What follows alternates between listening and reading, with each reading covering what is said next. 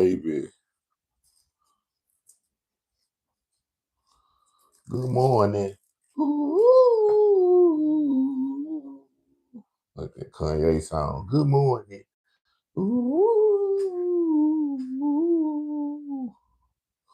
Good morning.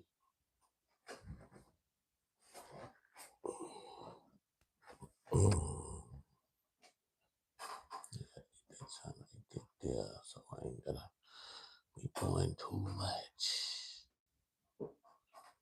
Keep me in the frame all the way game.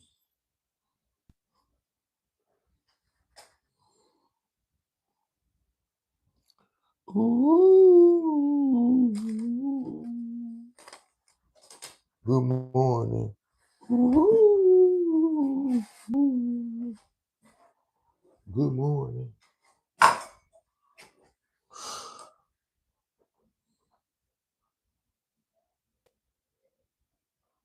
Good morning. Ooh.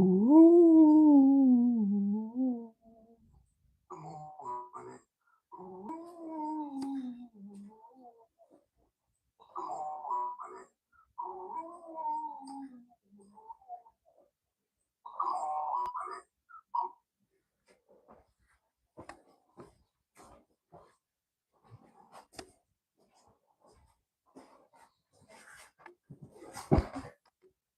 Ah.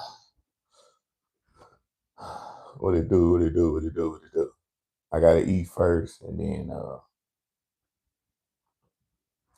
I get to what's going on out here in the world. But I got to eat. I don't know what y'all doing right now, but I'm finna eat the salmon croquet patty, rice, biscuits, the motherfucking Triscuits. Yeah, that butter was just milking on through.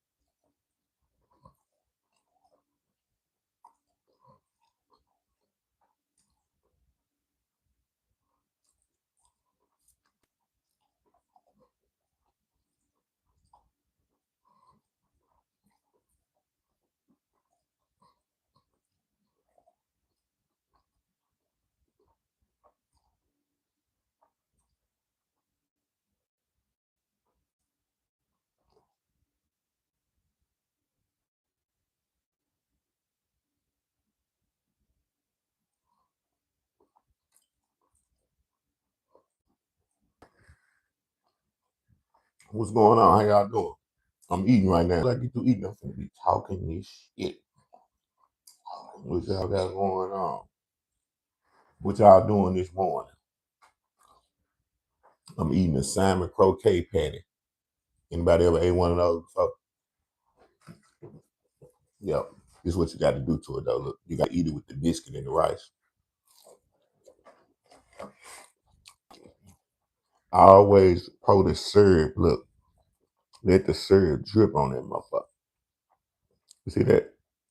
Oh, when the syrup drip on the biscuit, you working with something.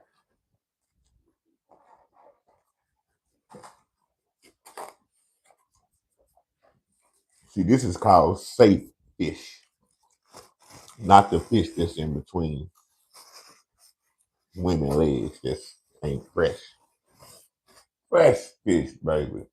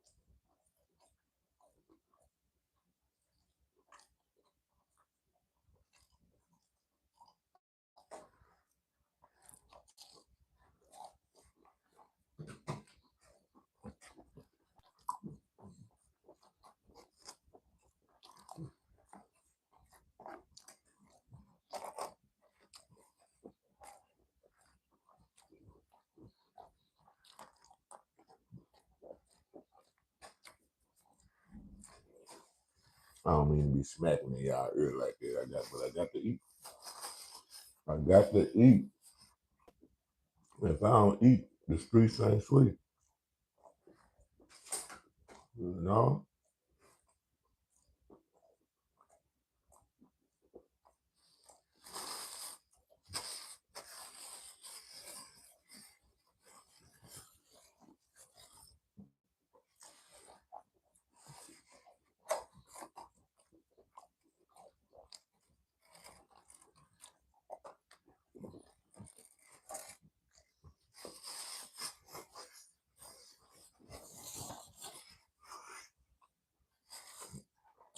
This shit so good. It tastes so motherfucking good, good, good, good, good, good, good, good, good, good, good.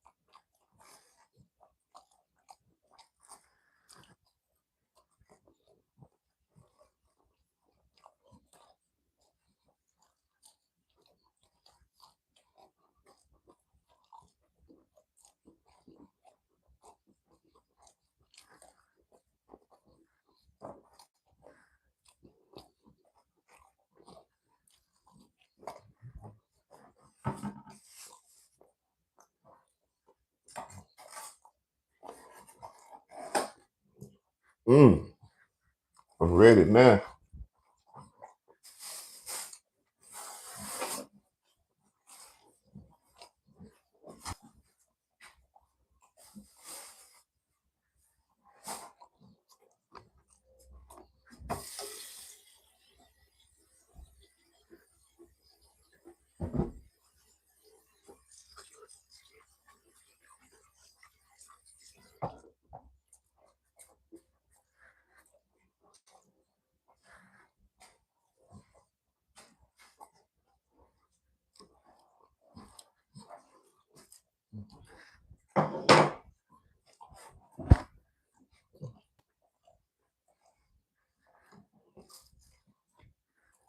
What's up, Elisa?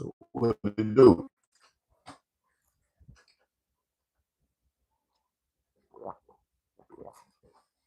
What it do, baby?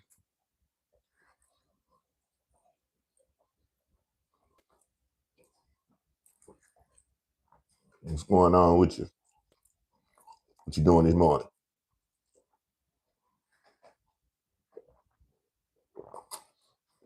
What's some of the first things that you eat when you get up in the morning? I want to know what people's diet is like because I know everybody eat different. We all don't eat the same in this game of life.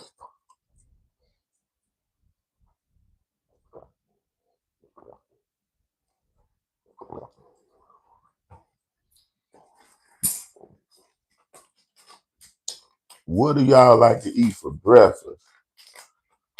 I'm gonna put it in the chat. Let me put it in the chat.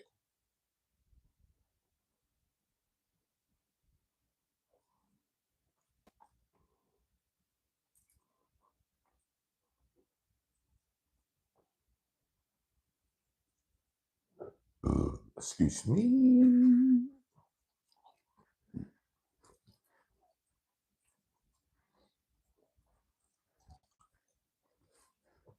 Excuse me.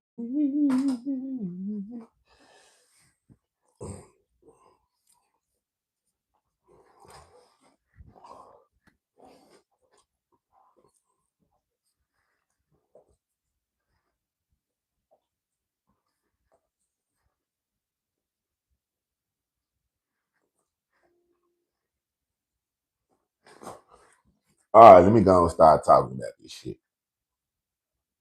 Let me stop playing. Okay. Well, one of the things that I want to talk about is what happened last night. What happened last night?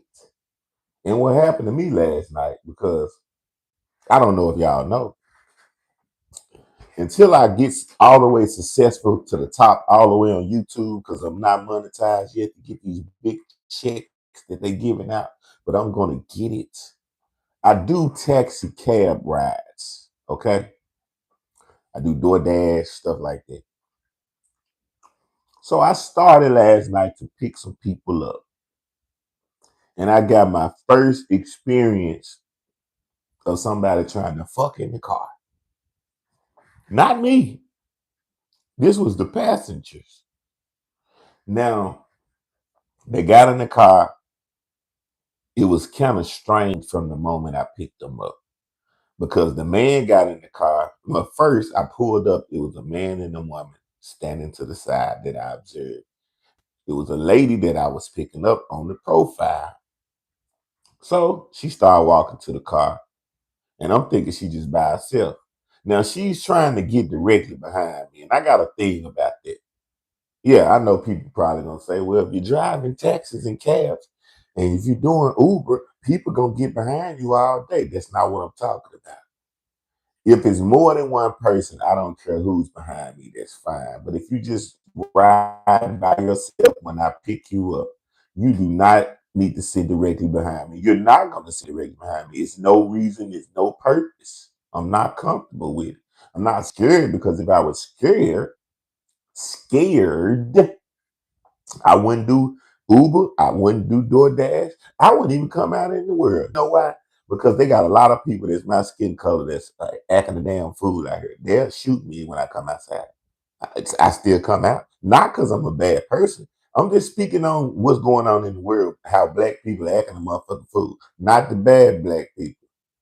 I mean, the good black people, the bad black people. So that being said, right, they got in the car, and the first thing the man said, "Oh man, I'm just her brother. I'm just her brother." And I'm like, why is he telling me that he his brother and I'm just dropping y'all out? I don't care what y'all got going on. That's what I'm thinking in my head. But a red flag never did raise. So as we start riding, she say, "Hey, I got 8 kids. Don't judge me because of my stomach." And I'm saying to myself, yeah, this lady's drunk. because I'm just a taxi driver, baby. I'm just the Uber man. I done picked you up. I'm taking you where you gotta go. Why are you telling me about how many kids you got? I'm not gonna be the next baby dad. She got 8 kids. What, she thought I was gonna be the ninth? But this is signs of game for a lot of men that's slow. No, I ain't never been on Grinder. Never been on Grinder. But so anyway, they start driving, and I notice it gets quiet. So I'm like, I know I ain't hearing what I'm hearing. Cause she tell me to roll the window down. I roll the window down. You know how you look in your periphery when you doing something, you can see something out of your right or your left eye. I look back, I thought I seen a penis and a head up going up and down. I said, did I just see a penis and a head going up and down? I was like, I know they ain't just giving head in the Uber like this. Just fuck me. Just no respect for the driver. And see, when people talk about people that do Uber and cabs, people always like to talk and say bad stuff. We don't expose the passengers. You motherfuckers who ride and book rides and think y'all can just do whatever the fuck you want to do when you want to do. Just no respect. So I said, she really is sucking this man penis while I'm trying to drop them off as an Uber driver. I said, ma'am, you can't suck his thing in my car like that. I just said it right out. She like, ooh, what you want yours sucked too? I'm like, did she just, so she's sucking his thing and she want to suck my thing. Okay, right there, I'm gonna see if y'all paying attention. I'm gonna keep with the story, but I have to break this down so you can get it out. Why would a woman sucking one man's penis ask the taxi Uber driver, do he want his penis sucked when he realizes that she's sucking it in the back and tells her she can't do this on the ride? She is selling her coochie. She is a woman of entertainment. I'm not knocking her. Get your money, baby. This ain't what it's about. Whatever you got to do in this world, I don't knock people. But I'm not finna get my thing sucked. I'm getting money by picking y'all up and dropping y'all out. If I need to get head is accessible all the time, if that's what I'm trying to do. That ain't what I'm doing. So the good thing about this altercation, she was a respectful dick sucker. For real, she raised her mouth up off the man thing. She was like, she got quiet and he went to talking. It went real professional. He was like, yeah, you right, I understand. She was like, I ain't trying to disrespect you, baby. I said, I understand, baby. You gotta do what you gotta do. But I got a business to run. I gotta pick people up. When somebody get out, I'm not gonna get back there and be wiping up nut and cum stain that he done shot all on the ceiling or what you didn't catch in your mouth because you didn't swallow it out. I'm saying the real, this is not me. This is what these people did that I picked up. Don't act like I'm making this up. I picked up some people that I tried to drop them off, and I did drop them off. But she tried to suck his thing on the way home. And they was going to a hotel. That's where it said on the ride. I'm like, man, she could have waited. But she's so into getting her money. She was a real hustler. This beautiful black lady who was sucking this man thing in the back, she got paid for what I know she did. That's why she tried to trap me.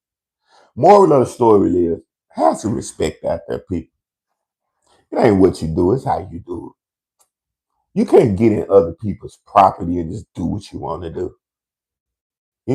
But I had to speak on it because this was some of the things that happened last night. And in the course of a day, you will have a lot of things that happen to you if you living in 2026. Yes, it goes down right now in the world. Like, I know y'all done heard about the lettuce thing, right? The lettuce at Taco Bell. Have y'all heard about that? Leave it in the comments. Have you heard about the lettuce thing going on at the Taco Bell that has people having explosive diarrhea? That means you can't control your shit if you eat this lettuce that they got at Taco Bell. It's all over the news. Go Google it. It's a company that Taco Bell buy their lettuce from. And when you eat it, it makes your ass explode. You can't hold your shit. But you know what? I think that this been going on. Because anybody that eats Taco Bell know that once you eat Taco Bell, you run into the fucking bathroom. And it ain't because it's healthy. When you eat healthy stuff, it make you go to the bathroom. This Taco Bell is garbage. I used to call it instant shit juice. Yeah, I remember growing up. See, when you be moving so fast and doing stuff, you don't really pay attention until you slow down. Salmonella, eh, probably salmonella too. They don't know. They don't know what it is. To be honest, they don't know. I know one thing: if you eat Taco Bell, it make your stomach fucked up anyway. It done been time that I actually ate Taco Bell and had to run to the bathroom. Now that I think about it, I actually made it. But they saying with this new lettuce that you eat from Taco Bell, that now if you ain't gonna even make it, like the gas is gonna come down your ass, it's gonna. So if you at work and you eat Taco Bell, you finna get embarrassed. You gonna shart. You gonna be sitting at your desk typing on your computer at work after you done ate that quesadilla and that burrito from Taco Bell. You gonna think you just letting out a regular fart. Look, just picture yourself. Burnt, juice, all kind of shit just sitting in your seat. Now you embarrassed. You got to go home. And you know a lot of us we struggling. We ain't got no money, so you got to go home and change your shitty ass clothes because you done ate Taco Bell. It's a shame though. I feel like these big old companies that be fucking us up. You want another story about the hood? I got you. I think that these companies that be fucking us up, they should have to pay us. Just like when I was talking about marriage, this is a real question that a lot of people run from. I think if you get married, you should have a time that you can go back and redo your marriage. Yeah, your marriage should expire like a driver's license. What y'all think about that? Because you don't know if you're gonna be with this person if it's really gonna work, and you done signed your life away. Come on, nah. I think they gotta change the marriage laws. If you get married every 4 years, you get to go back to the DMV and you get to redo it. You get to make a decision. Do I still want to be with this motherfucker that I thought I wanted to be with all my life? That I found out don't take baths like I thought they really did before we got married. I found out that they breath be funky as hell. They used to only brush their teeth because they was coming to see me. I don't want to be married with this motherfucker no more. I done found out that they got debts out of this world. They owe everybody. They think that because they got married to me, I'm gonna give them the money to help them get out of debt. Yes, because a lot of people are getting tricked when they get married. You are getting fooled by somebody that is not who they are, and they want you to sign that paperwork, and then they tell you who they is. Yeah, you ever notice if you watch the movie or like been around a lot of older people that tell you sometimes you should have known that before you married me. You knew that before you married me. That's their favorite line. You knew that before you married me. And you know what that means? You had a chance not to fuck yourself, but you chose to fuck yourself and be with me, you damn fool. So since you with me, you stuck with me. You're stuck with me. All right, I'm gonna give you a hood story. GMR, you still in here? Before I start telling it, I'm gonna do this one just for you because I done been through a lot of stuff. Say something in the chat, GMR, and we're gonna go and run this hood story, one of these hood scenarios that I went through in life. Okay, let's do it. I was 16, right? Called myself hustling, selling drugs. I was getting a little money, but it wasn't no money to talk about like the movies. It wasn't life changing money, a couple $1,000s. I got gang affiliated with a bunch of grown dudes that I thought was real men. Now, don't get me wrong, there was a handful of them that were real men that really cared about younger dudes coming up in the hood and making sure that you didn't go to the penitentiary and throw your life away. But the other ones, they didn't give a fuck. Some of the dudes I came up around in the hood will have you go rob their cousin and they'll sit back at home and wait on you to bring them the money. And little do their cousin know that their own blood set them up for a robbery and they use the inside dude in the neighborhood to pull it off. So to get to this story, we had an apartment that we all was selling drugs out of, right? Because back then in the hood, if you were smart in the hood, you will always find you a girl that has an apartment and you will sell drugs out of her house. Because if the police come, what they gonna come to? They gonna come to her house. These are the dudes like me that's still on the streets that made it through. The stupid fools, they will go get their own place in their name and just sell drugs like it's legal. Like, hey, the police ain't out here. What's up, police? I'm over here, come lock me up. Stupid. So anyway, we got this particular girl to get us an apartment, and we was hustling out of it. You know, giving her money, helping on her bills, paying her rent and shit like that. So she's, she in a fantasy world. She's loving this shit. And then after a while, a couple of us, we end up penetrating. I didn't do it, but a couple of my partners, they ended up taking her to Pound Town. Yeah, beating that puss up. Oh, she was letting her do whatever we wanted to do then. This is the hustle house. Long as she was getting good dingling. Now, after a while, the police got wind of what was going on. Of course, too many black niggas running in and out of this house with too much traffic. Too many people that look like they on drugs are popping up to this place. So they knew what was up. I was a little bit smarter than a lot of people at my age at 16. Like I said, I was 16 at the time. So they came one night and they beat it on the door.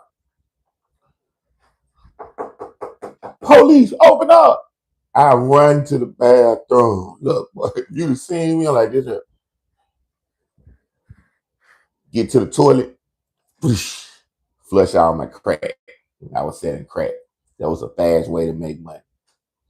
By the time I flushed my crack, mysteriously, the police gets inside of the apartment. But you know how they got in? Somebody unlocked the door and opened it up for them. But I didn't have nothing on me.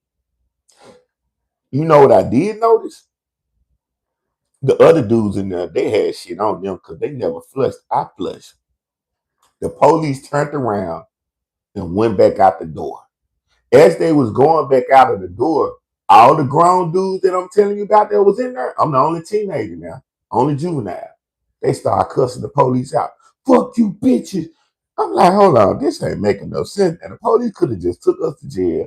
I was blessed to get my drugs and flush it down the toilet. And these niggas are hollering at the police on their way out the door. Now keep in mind, these are undercover police that came to bust us.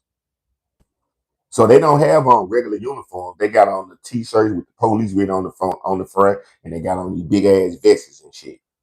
I'm like, okay, maybe these some extra gangster dudes around. You know, when you're young, you just be dumb. You just believe shit that shouldn't even be believable. But there was the telltale sign right there that these dudes was confidential informants, selling drugs right along on the side of you and telling on everything. But when you're 16, you're a teenager and you're around a number of grown dudes, you're not educated to know that and catch that. But I caught it slowly though. So to get to the moral of the story, when they left, I knew that they were coming back. So all that particular week, I was selling drugs cautiously. You ever heard somebody say that? Selling drugs cautiously. Yeah, I wasn't being reckless. I knew they was coming back because I knew we don't live in the world where you just gonna be able to break laws and ain't nobody gonna break your ass. So check this out. All that week, my strategy was to keep $100 worth of drugs on me and put the rest of my drugs up.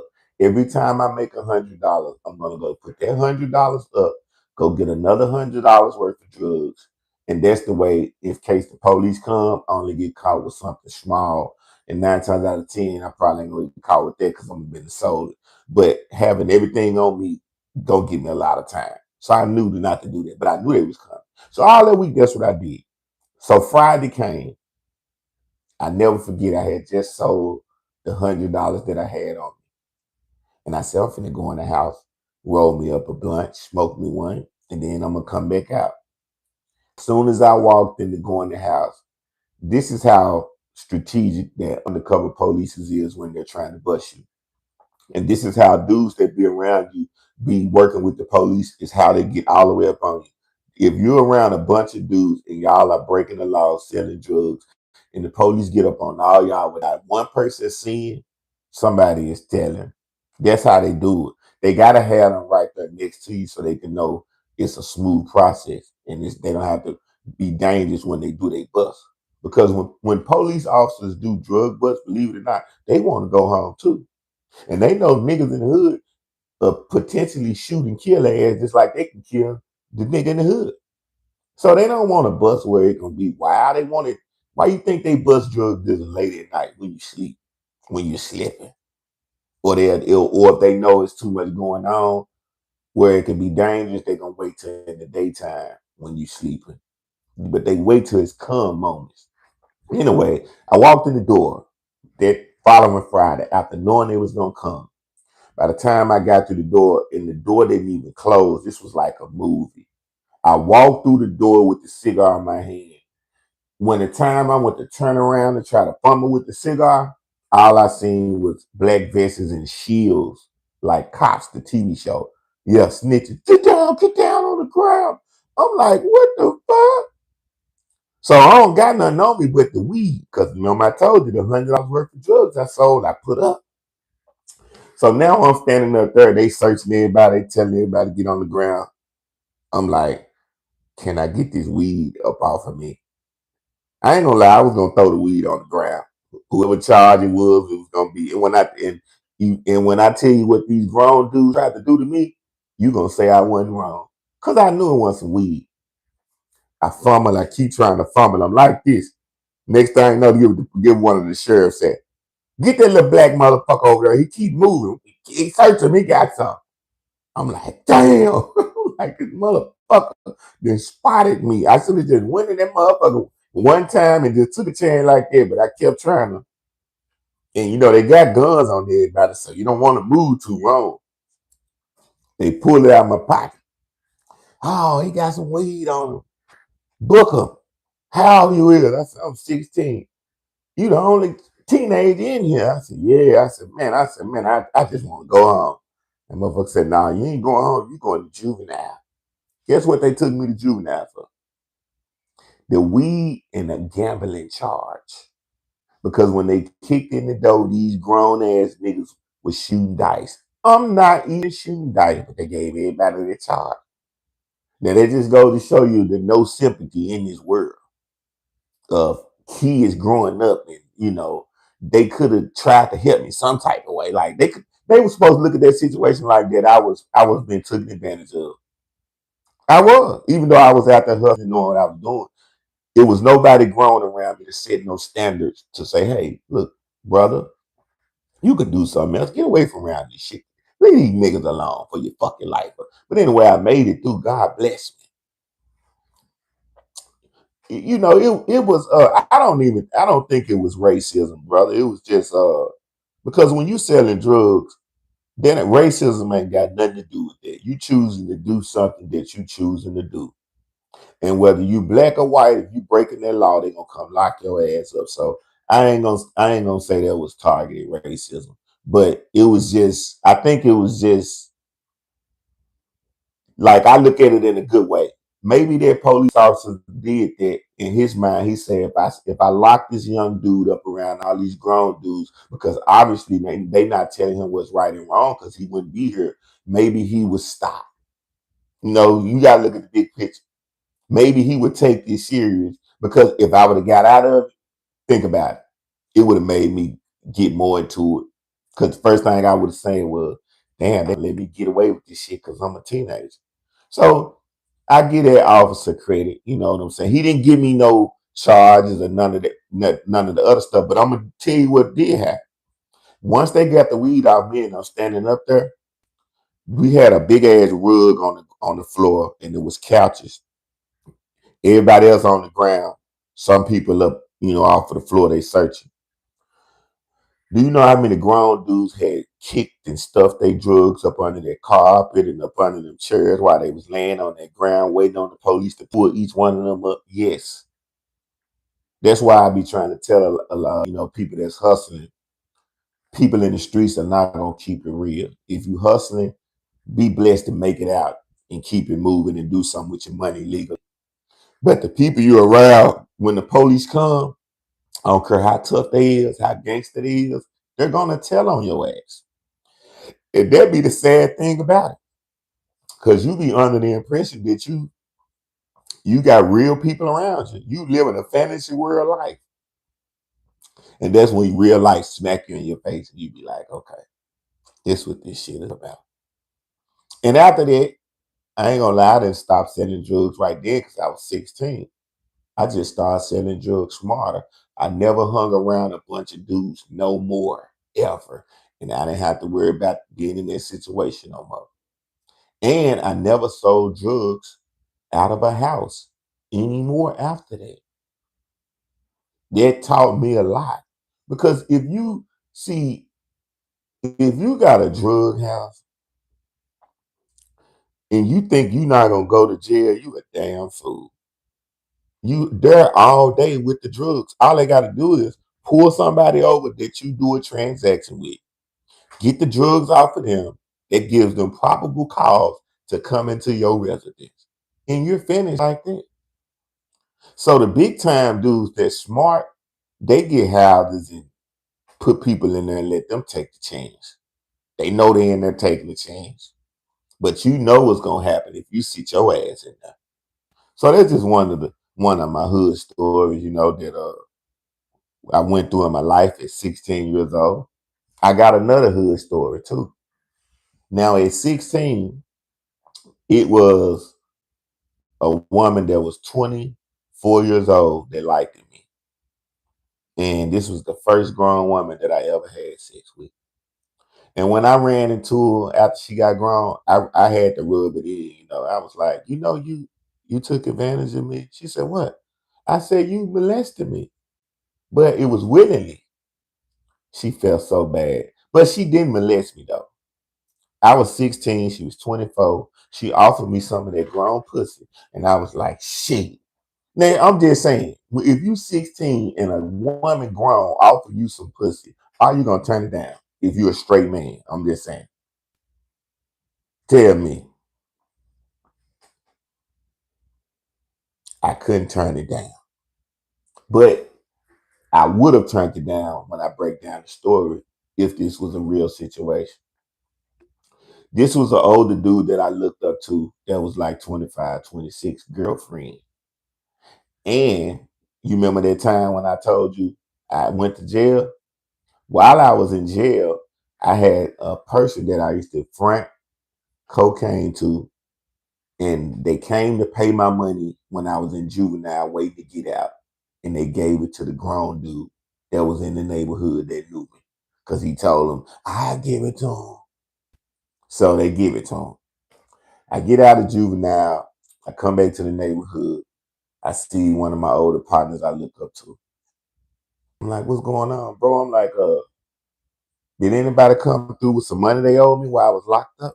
No, ain't nobody come through. That's what he tell me. I'm like, okay, cool. I believe him. See, when you're young, you believe everybody that's older than you because you trust them. You think that they're going to be genuine with you at all costs. And some older people do, but some older people take advantage. And they run game on you. Just because they know you look up to them and you're going to fall for it. So that's what he did. So I ran into the person.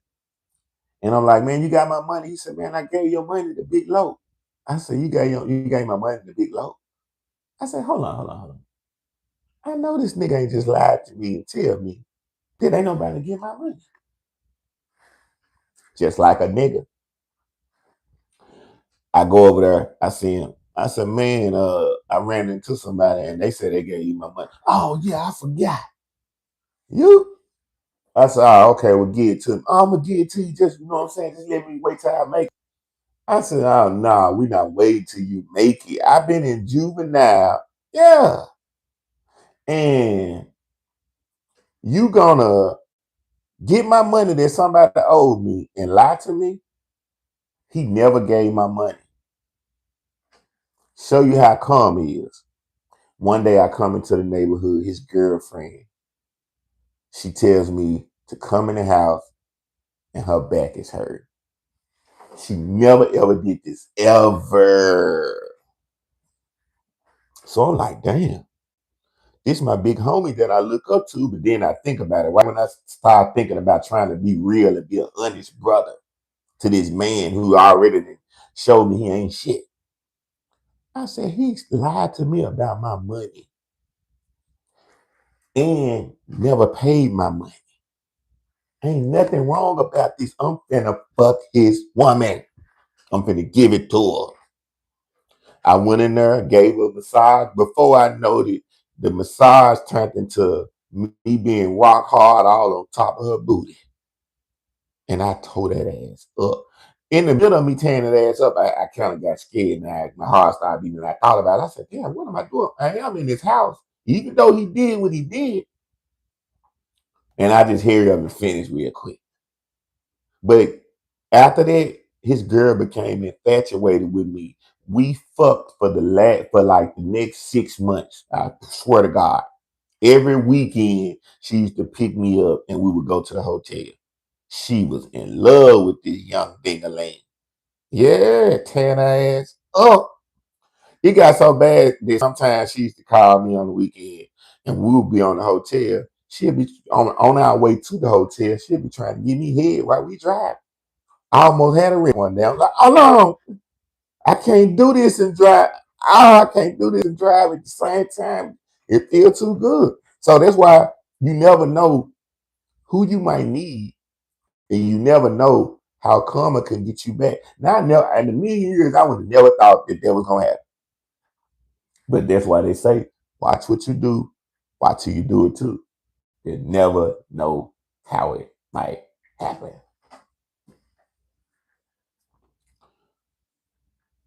They got a woman that let her 2-year-old daughter. No, let me get this right. The woman let her 5-year-old daughter wax grown women body parts. Yeah, this happened last year. Google it in Memphis, Tennessee. Woman lets 5-year-old toddler wax nude women. Do you know that she just beat this charge yesterday? And I'm not against the lady because I want to break the story down. She beat the charge. Charges were dismissed. And she was on the internet. That's how she got this charge now. She was on the internet filming her 5-year-old daughter doing the nude waxes. 25 people were involved in this scandal. When it first broke out, this is what I was saying to myself. This is how I know the world is real fucked up now for this to even be happening. You mean 20 women, 20 grown women would let a 5-year-old wax their naked body part? Really? I'm like, everybody losing their fucking mind. Somebody should have had some sense.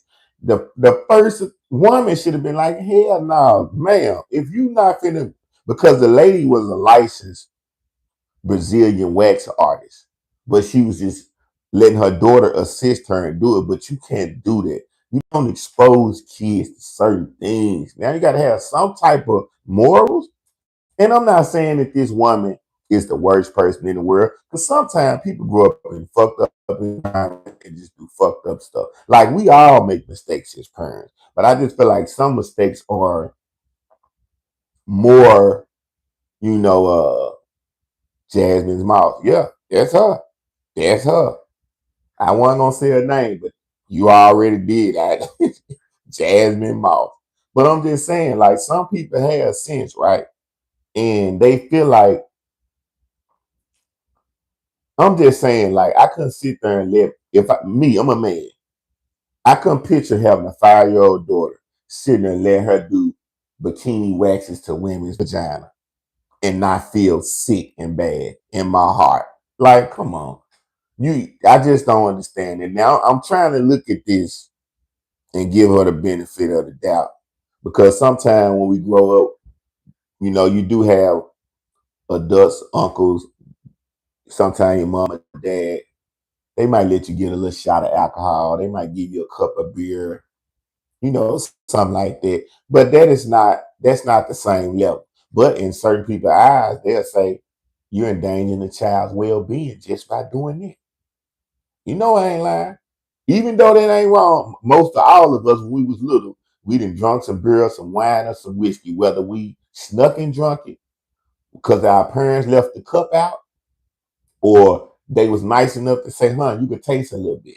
Now, because I had my grandma let me taste wine when I was little. I ain't gonna lie, but it was respectable. It was responsible. She just let me taste it. That was it. But you know how many people become alcoholics just off of that? That one good taste have them coming back. Just like good food. Thankfully, I didn't go back and look for that wine and want to keep on drinking. But everybody ain't the same. But there was some wild shit. I was like, I feel like all those grown women that let this child do should have been locked up too. That's the shit I ain't understand. Like everybody gotta have accountability. That's just like me being a grown man and walking in the room with a 5-year old girl with no underwear on. What you come on. Sick.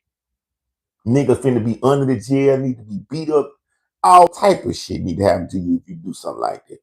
So it's just certain stuff that you do just don't make sense. I don't know what was going through this lady. Maybe she was thinking like this.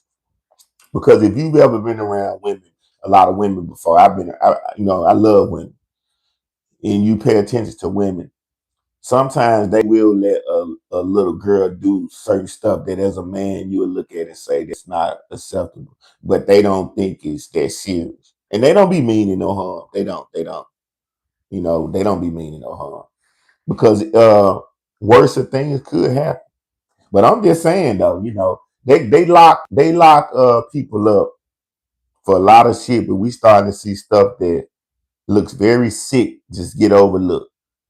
Now she should have been put on probation or something. Not, I think she should have just been put on probation. Now she did make a statement saying that she understands that she was wrong and she shouldn't have been doing that. Well, so damn, it seemed like because she was sympathetic, they were sympathetic to giving her time. I just feel like like sometimes as we grow up, we don't have we really don't have a say so in how we grow up as kids. You just got to be thankful and be blessed that you were born into this world with good parents. Because just think about how many kids come into this world with fucked up parents. This world ain't messed up for nothing. People ain't just doing it to themselves. Real shit. You come in this world with some fucked up parents, you don't have a chance. You done.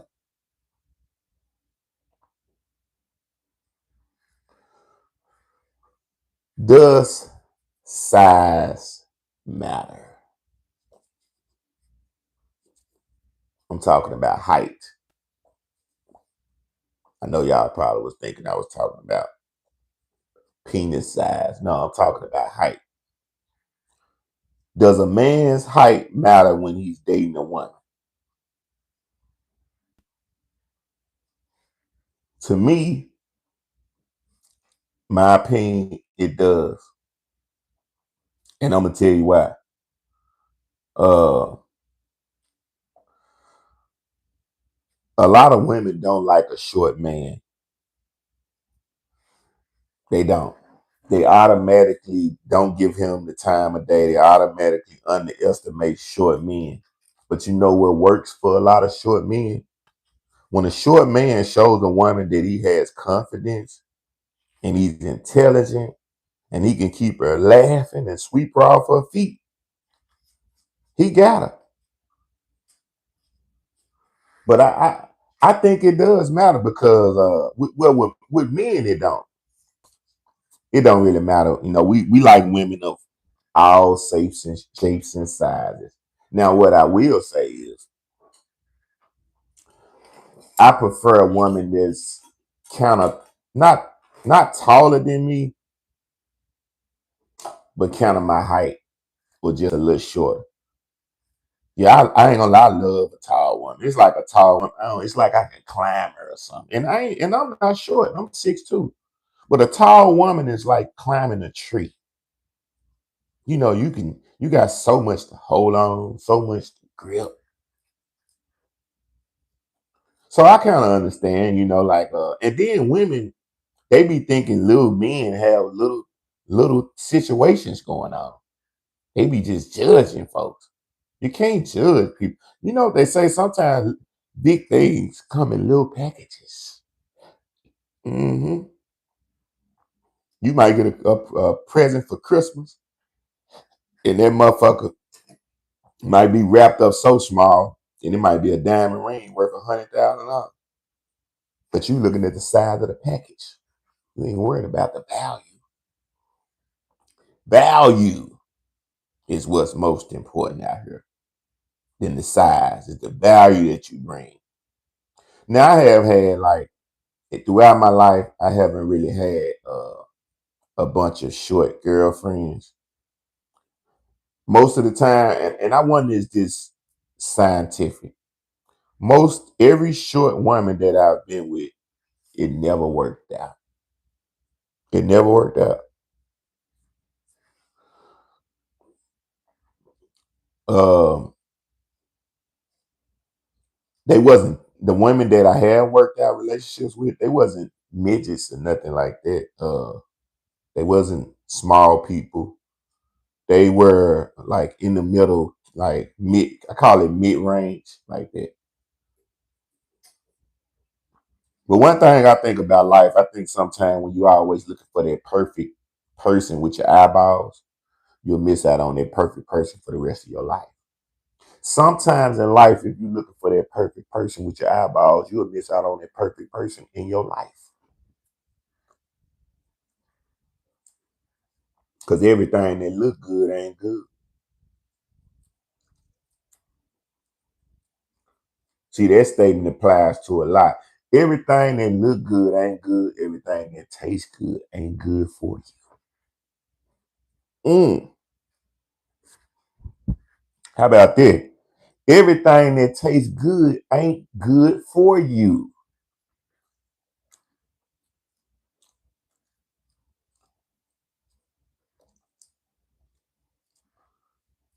Damn life fucking with my eye. Fucking with my eye.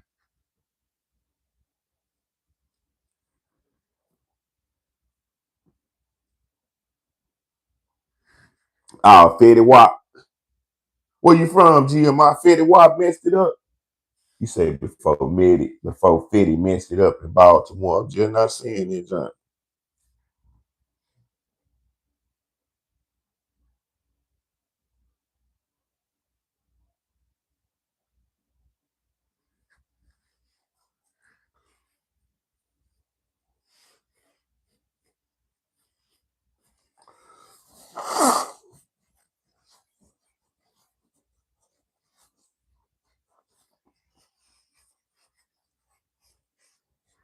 Oh, okay, I got you. I got you. You said you used to be on that off that brown, that boy. I know what that is. A lot of people don't know that. I'm talking to GMI. When people say brown in the neighborhood, they mean heroin. That's a strong ass drug, and I'm glad that you didn't conquer it, brother. Keep fucking with that Suboxone. That Suboxone is very needed. I know about that Suboxone. I know about it. It's that patch, and it helps you fight the urge, to go back and fuck up. Yeah, that's a good thing, brother. Congratulations, man. That ain't, and you know what you just said in the comments, brother? That ain't easy to do. A lot of people be ashamed of their past and their mistakes and act like they gotta be perfect. We ain't gotta be perfect. We don't. We gonna make mistakes to be great. It's just how we recover. So for you to even put that in the comments, said you in a good route, brother. You gonna get off of that shit. You gonna stay clean. Even if you have a setback, you gonna reset. Yeah, you gonna be all right. I got my daddy has been on drugs my whole life, bro. My dad had been on crack cocaine ever since I was 2 years old. Yeah. So that's a good thing, brother. Great thing.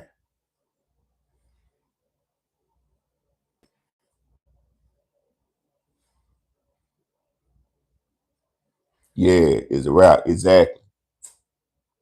It's all in your mind. See, a lot of people don't know that if a person is on drugs don't make their mind up to get off it, it's nothing you can do for them. Their mind has to want it. You said the magic thing. Their mind has to be right there. You know, one day, bro, in the future, Jim, I want you to go live with me, man, so we can talk about it. Talk about a little bit about your story. Give it to the world. But yeah, yeah, man, that's a good thing, man.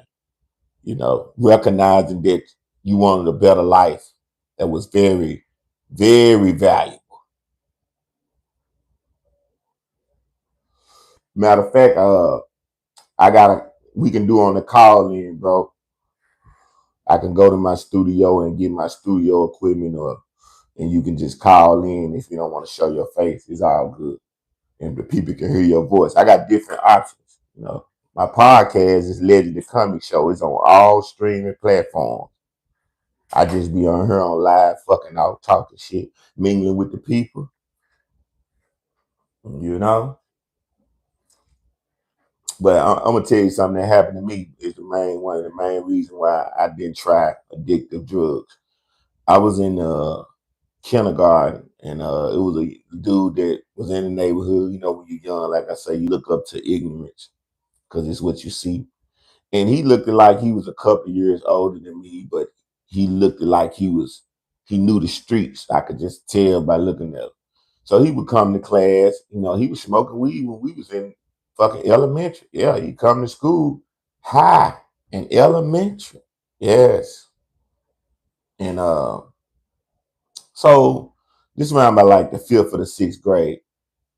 And one day he came to school and he said, "Your daddy owed me some money." No, he said, "Your daddy owed my brother some money." Picture that, bro. Picture that. Me being a child in the first grade and a student in my class tells me that my daddy owed his brother some money.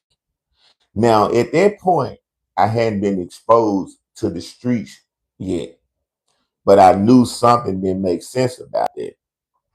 And so I'm like, my daddy owed your brother some money.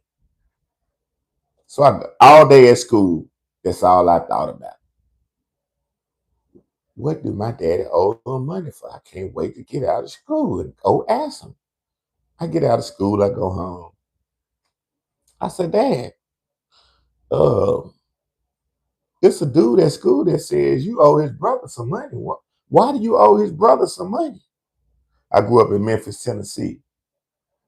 And after that, I moved. I stayed in New Orleans, Chicago, Texas, Illinois, Missouri, Georgia. But yeah, I was born in Memphis, Tennessee. And so I asked my dad, I said, somebody in my class said that you owe their brother some money. And I ain't gonna lie. That's why I got a certain amount of respect for my dad. He said, "Yeah." He said, "I tried it." He said, "I tried it, son, but I ain't like it. I ain't gonna keep doing it." That's what he told me. But he was lying. But he was man enough to at least let me know that it is true. So a week after that, the dude who told me my daddy owed his brother some money, guess what? His brothers showed up to the house to collect that money. And I knew this was the dude. I never had seen his brother, but I knew this was the dudes when they showed up based on what he told me. And see, now my dad, he had my grandma, they walking around, they looking for him. But I believe the whole time they told my dad to hide. So anyway, next thing you know, I gotta use the bathroom. Now the dudes, my grandma talking to the dude, she telling him she gonna pay him, wait till she get paid Friday. Yeah, honesty is the best thing. He taught me with this situation like a motherfucker, bro. So I go to use the bathroom. When I go to use the bathroom, I walk in the bathroom and the shower's to my right, the toilet right here. As I'm walking past the shower, my daddy was standing inside the shower like this. High, his eyes about to pop out his fucking head. So picture this, me 6 years old seeing this. Like, damn, he on some shit. Because at that time, they used to show the little frying egg in the skillet commercial. You know, if you grew up in my era, they used to show an egg frying in the skillet, and they would tell you, this is your brain on drugs. Just frying. You remember that commercial? Yeah. You remember that commercial, bro. You remember that motherfucker. So I knew that. I was like, damn. And so they're right there. Thank God is why I never did hard drugs, bro. I always just smoke weed. Like there was a valuable lesson in my life not to even try. And don't get me wrong, coming up after that, I was around a lot of friends, an environment where drugs was everywhere. I chose to sell them, not inhale them. Yeah. I seen in the movies how the rich people used to snort cocaine and play like they was perfect when they went to work every Monday. See, it's different drugs that puts people in categories in life to where they can respond and react to situations differently. And powder, for instance, people can snort powder and go to work and look like model, everyday, productive citizens, and nobody never know until they get in the hole and get put out and lose everything they got. But somebody that smokes crack, it's a totally different effect. Teeth falling out your mouth, you looking raggedy, you're stealing, you're losing weight. It's just you look badder. You can peep out somebody that snort cocaine if you pay attention to, but you got to be around them enough. But yeah, different. Same thing with heroin. If you on heroin, depending on how you do it, that's how I'm finna show you. I know some GMR. That's when you finna listen to what I'm finna tell you. You finna say, yeah, you know something, bro. Now, I had a partner that died in a penitentiary. He was on heroin and cocaine, but he snorted heroin. So he never scratched and he never was ducking. In New Orleans, they call it ducking. You're on that good heroin, you be like this. Right there. That's what you be doing when that shit good. I done seen it in New Orleans. Motherfucker be waking up, all kind of shit. But so anyway, point I'm making is my partner, he died in the penitentiary, good dude. You wouldn't know if he was on heroin unless he told you, because he told me that he did something called speedball, where he was snort heroin and snort coke, and he said it would keep him level. Yeah, he said it keeps you level. Now, for some reason, God may have blessed him, brother. He never ever shot coke. He never ever shot it up. And by him being the first and only real friend that I had that was on heroin, I didn't never know how it go. All the people I was around used to snort powder and pop pills and shit.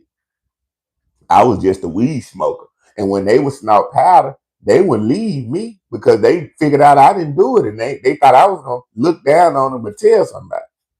Now, I wasn't going to look down on them like that because they was my partner. Now, if I didn't know you when I was growing up and I knew you was on powder or something back then, yeah, I would, because I ain't know no better. You just think you know something.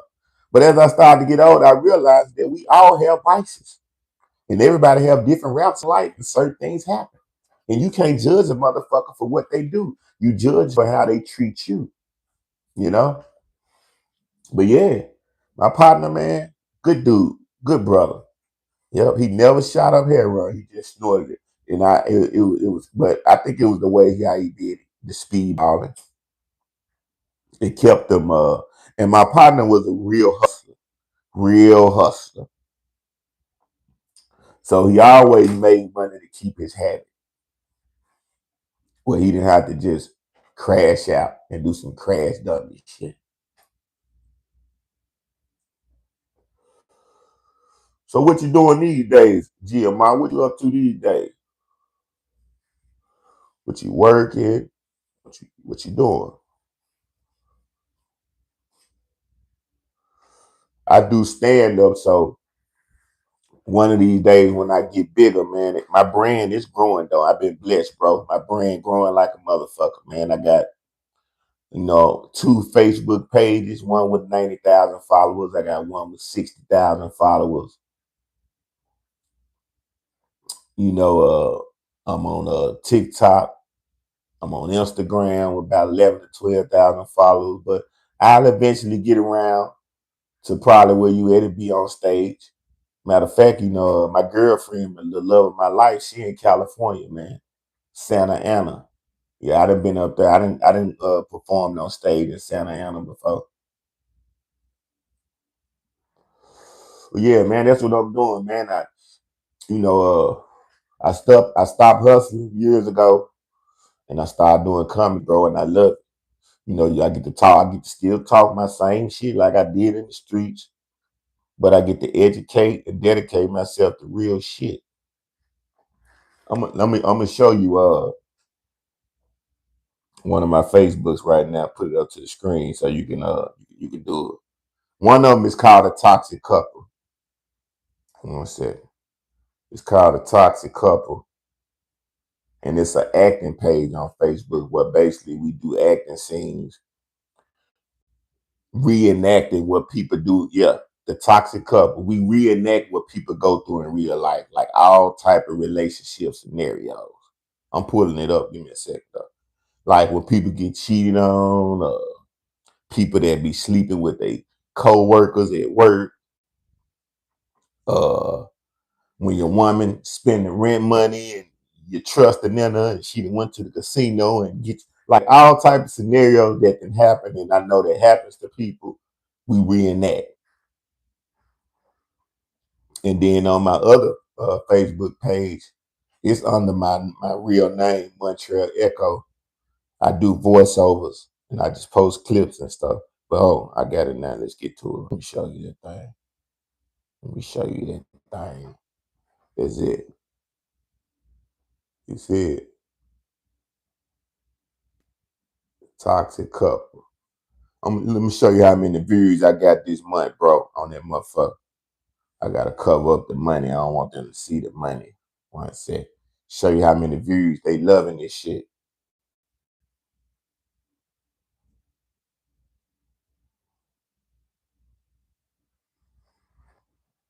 Look, how many views?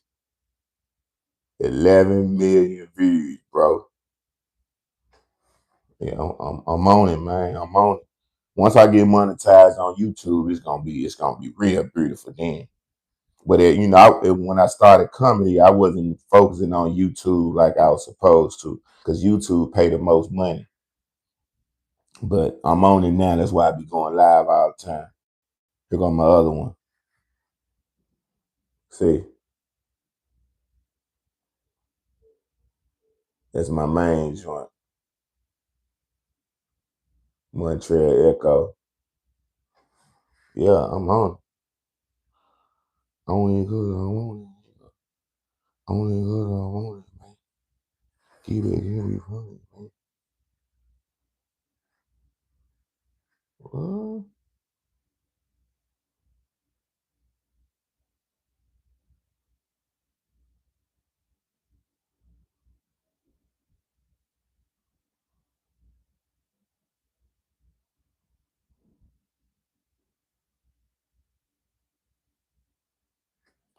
Mm.